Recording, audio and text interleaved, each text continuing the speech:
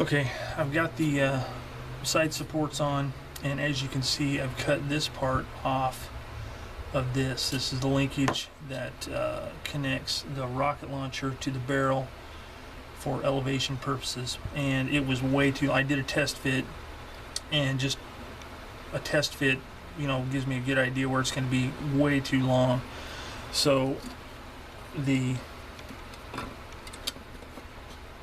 would have been tilted up like that, and I have not seen any pictures. I've seen models that have been modeled with that severe angle, but the actual vehicle photos I've seen, there's just barely any tilt, if any at all. So I cut this part off, got a drill bit that matches the size of this part here, the arm, and what I'm doing is carefully boring this out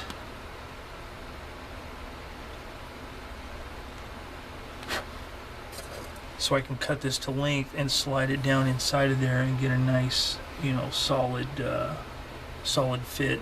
So I'm going to work on that for a little bit and see what I can come up with. Okay, moving further on here, I just got the rocket launcher installed onto the turret, as you can see here, and gotta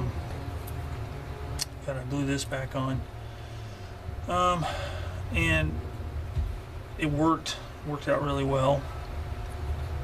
It just really, you gotta be really careful, because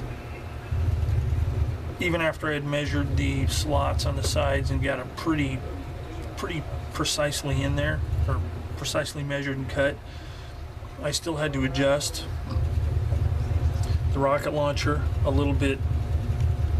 I had to tilt it a little bit that way because it wasn't lining up when looking at it from head on. It was kind of tilted to one side. So it was just a matter of filing up a little bit on the slot on this one, filing down a little bit on the slot on this side, and I was able to get it level. And then what I did is I didn't glue the this part of the bracket. I did not glue that in place. What I did is I just glued this on individually first, and then I used, you know, a straight edge to make sure that it was 90 degrees this way to the bottom of the turret, and 90 degrees this way, you know, so it was perfectly straight up and down.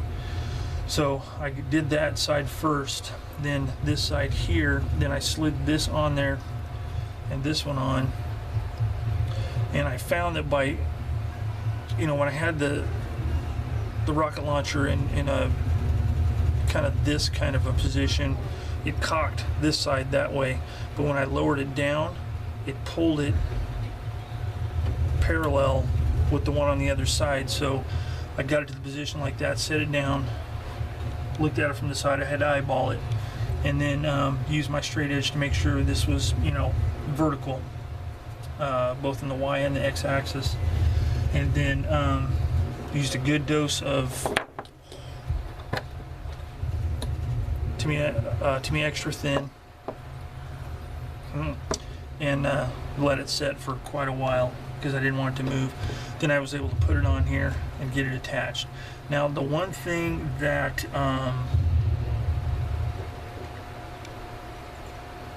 I've decided to change, and here real quick you can see what it looks like with the other spring situation. So you know, it looks much better with the wire than it did with the plastic, and that whole mold seam would have been right down the side here. So anyway, another modification I wanted to make. As you can see, I got the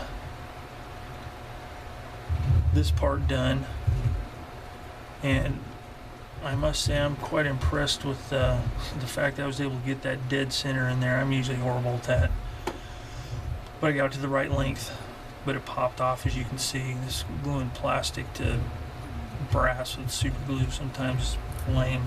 Which brings me to this. This is the plate that mounts on top of these ears on the mantlet.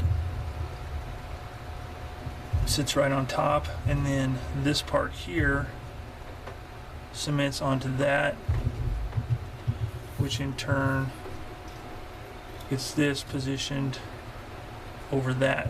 That allows the gun barrel and the rocket launcher to move simultaneously during, you know, elevation. So what I did, because this popped off very easily, again, brass on plastic, it's just not that great, especially when there's not much surface area to glue it. So what I did is I used this as a template to make one out of styrene. And the styrene, it's about the same scale thickness as that brass, because it's some extra sheet styrene I had from Evergreen.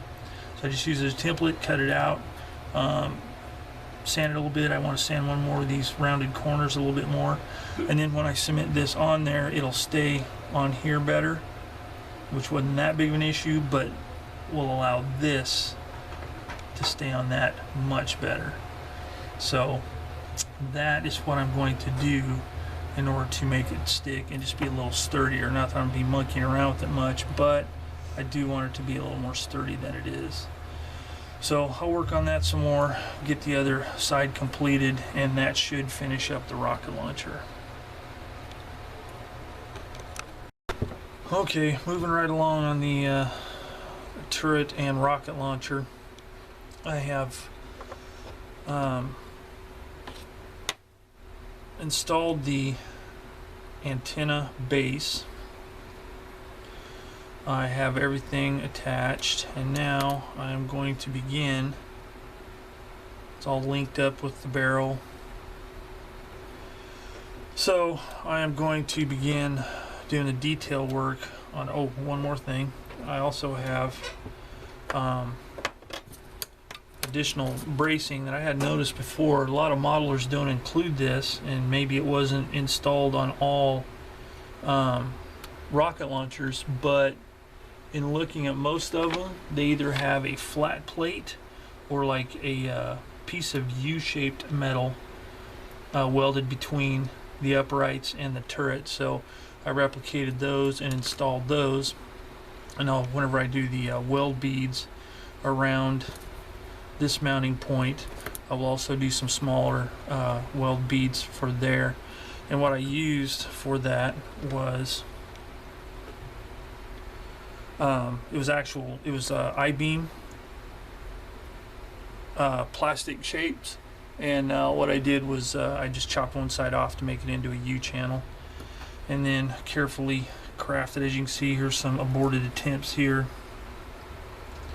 because it had to be an angle this way and an angle that way, and slightly curved so it would fit right. So it took me quite a few tries, a lot more than just these little 3 pieces here, but got that done. So with that, I'm going to start working on these the trigger mechanisms for the rockets, the electrical contacts, and that's going to include some wires going from each one, and you know, so I've got some wire to do that with, and it's going to take a little work. So I'm going to get cracking on that and see if I can get at least part of that done to show you what it's going to look like, so I can get this video finished up.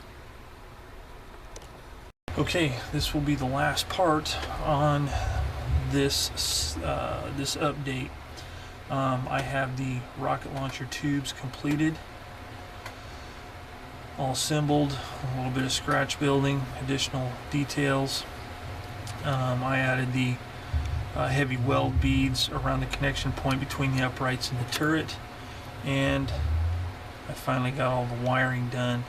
I had a few photos and some illustrations, some line drawings to go off of, and you know, is it 100% accurate? Probably not, but it's close enough, and it gives the impression of the electronics and the wiring for the rocket launchers. So that completes this update, and with that, I'm going to end this video and move on to the next part. So as always, any comments or questions, leave them below. And thanks for watching. See you next update.